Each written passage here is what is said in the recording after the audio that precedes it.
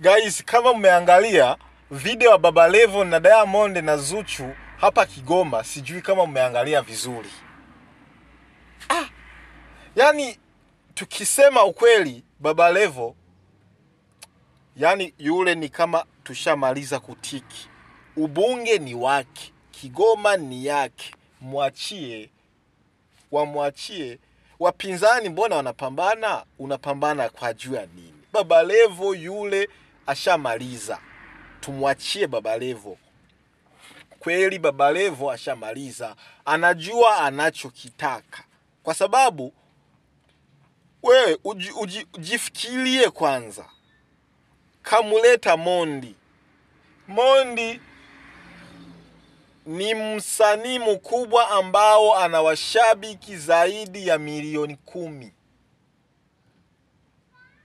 Okay, tuongelee kuhusu Tanzania. Wale wote ambao walikuwa wamemfuata nyuma wanampenda Mondi sana. Wewe unajifikiri wale ambao walikuwa wanampenda Mondi si anawaleta kwa Baba Levo? Unajifikiri watamchukua nani? Baba Levo lazima toke. Yule ashatoka. Tushatiki already.